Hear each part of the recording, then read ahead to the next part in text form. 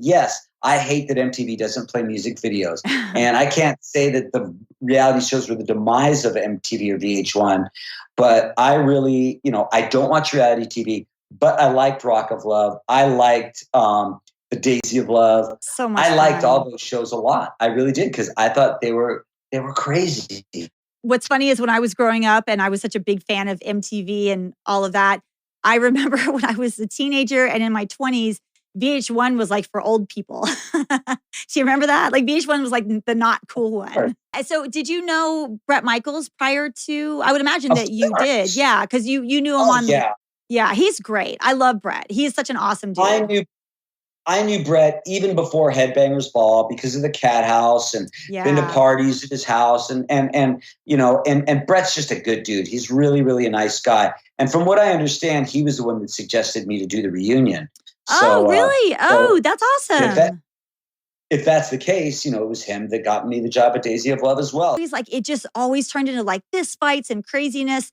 And a lot of the viewers of this podcast are always asking like what exactly went down. Now, the fight that Heather got in with Daisy, that was fucked up. Yeah. Okay, that I broke up and grabbed Daisy, which led perfectly into the whole me protecting Daisy thing. Yeah. And it wasn't something that was really done like, it was just like, I grabbed Daisy and I kind of protected Daisy.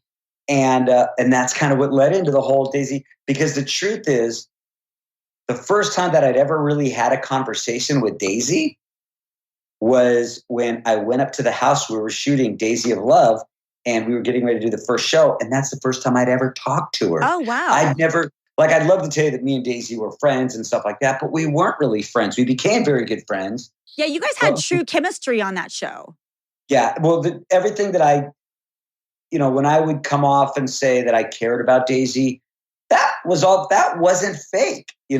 I really did care about her. And some of the things with her falling for the guys, that wasn't really fake either. She really did. And I would have the same conversations with her if the cameras weren't there, Yeah. And the truth is, I was not pretending for a reality show to look after Daisy. I really cared about her. She was a great, great person.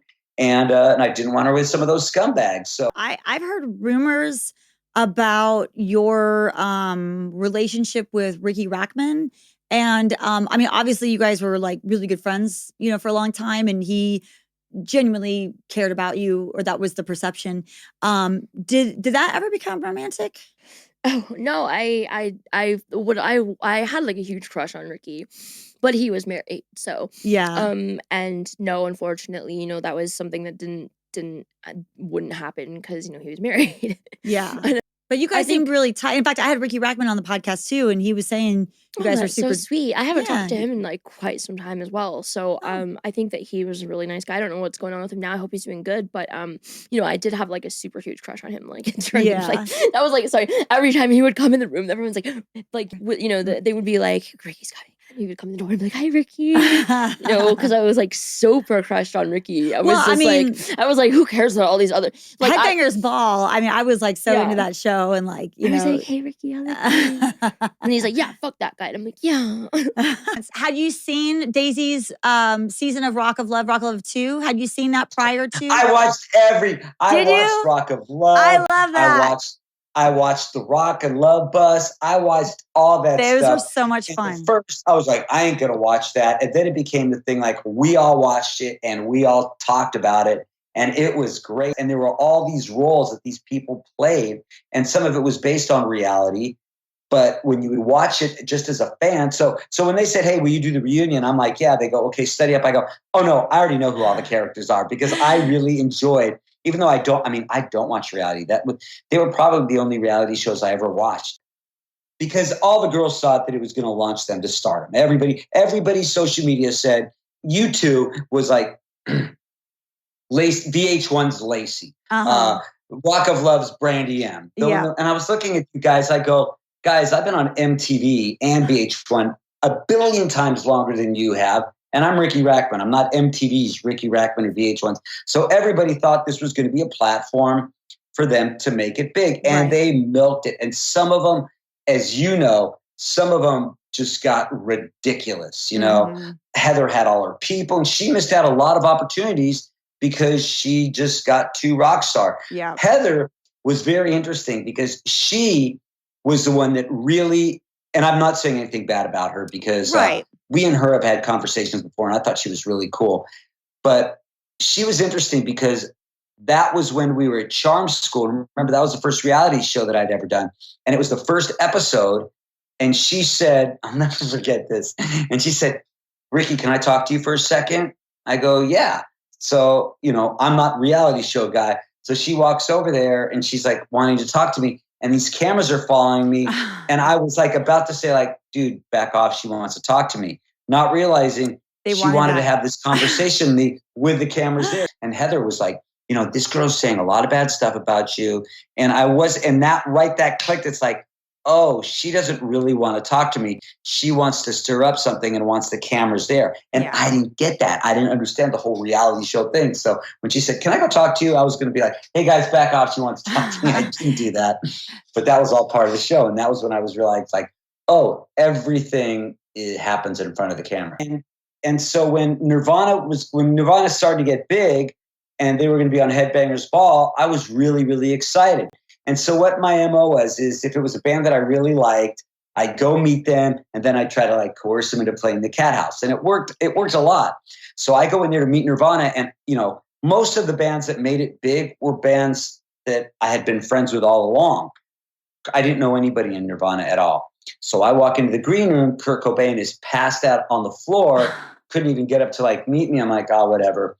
So then he walked out there and I was all excited. And when somebody, if you saw, like, for instance, the shows with Alice in Chains is a great example. Those guys were just goofy and having fun, and Chris Cornell Bowling were having so much fun. But if you meet somebody and you're all excited and they're like, and they're like, they're on dope, it's just like, it sucks. Yeah. And the truth is about the ball gown is when he finally said to me, yeah, it's a ball, so I wore the gown. I didn't get it. I didn't get it till like 10 years later. Oh, it's a ball gown. I didn't get it.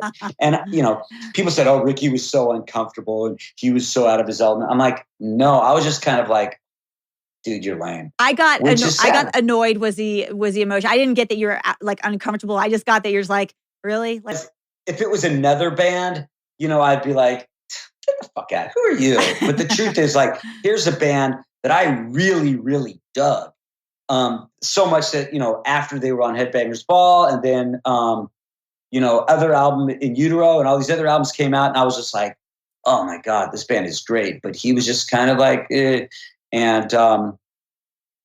it was him and Chris. Dave wasn't there. So it's hard. My career after MTV, I let all my depression and everything destroy me to the point that, I had a very successful talk radio show on the radio, was making more money than I ever made. And I ended up beating up a DJ and going to jail. Yeah. So I lost everything. I was going to ask you about that. That was one thing that's really remarkable to me because you really have had, high highs and you've had low lows.